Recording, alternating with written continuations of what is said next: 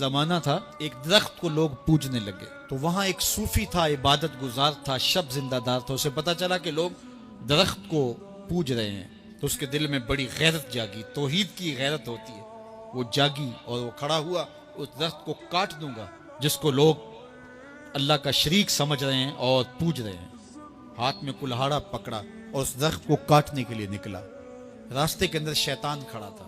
اس نے کہا میں تو نہیں جانے دوں گا، اور شیطان نے راستہ روکا. اس نے پٹک کے شیطان کو زمین پہ مارا اور اس کی چھاتی پہ بیٹھ گیا. شیطان بہت مکار ہے اور وہ ہر ایک کو ایک طریقے سے نہیں لوٹتا. اس کے بڑے مکر و فریب اور دجل و تلبیسات ہیں. اس نے دوسرا طریقہ اختیار کیا. اس نے کہا جناب آپ عبادت گزار ہیں، تہجد گزار ہیں، شب زندہ دار ہیں، آپ درخت کو کاٹیں گے، لوگ آپ کے مخالف ہو جائیں گے، پھر آپ کو ان کے مقابل کھڑا ہونا پڑے گا، اور سویرے شام لڑائی ہی لڑائی، آپ کی عبادتوں کے وقت میں خلل آئے گا. تو آپ نے ان کی قبر میں تھوڑا جانا ہے، آپ کی قبر اپنی ہے، ان کی قبر اپنی ہے، آپ چھوڑیے ان کو. اور ساتھ ہی کہا کہ جب آپ مصلی اٹھایا کریں گے تو نیچے سے ایک درہم مل جایا کرے گا آپ کو، تو آپ اس سے اپنے کھانے پینے کا انتظام کر لیا کریں گے اور آپ فارغ البال بھی ہو جائیں گے. اس طرح باتوں میں لگایا اور وہ زاہد صاحب واپس آ گئے.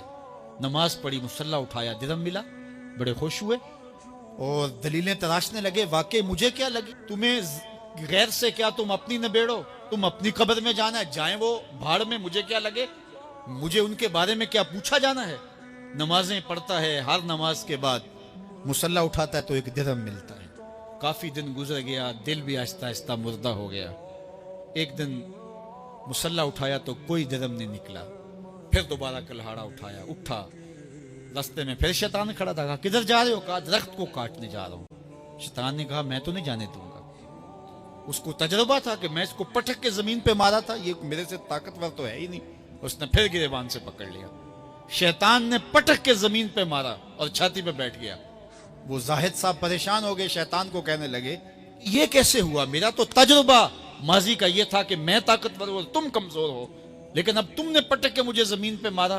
تو کہا صاحب اس دن تم اللہ کی رضا کے لیے جا رہے تھے، آج تم درہم کے لیے جا رہے ہو. تو جب عمل میں خلوص نہیں رہتا تو پھر عمل نہیں رہتا، عمل میں قوت نہیں رہتی، پھر سجدے بے روح ہو جاتے ہیں، نمازیں بے ذوق ہو جاتی ہیں. نماز، روزہ، حج، زکوٰۃ سب کچھ ہے باقی، مگر تو باقی نہیں.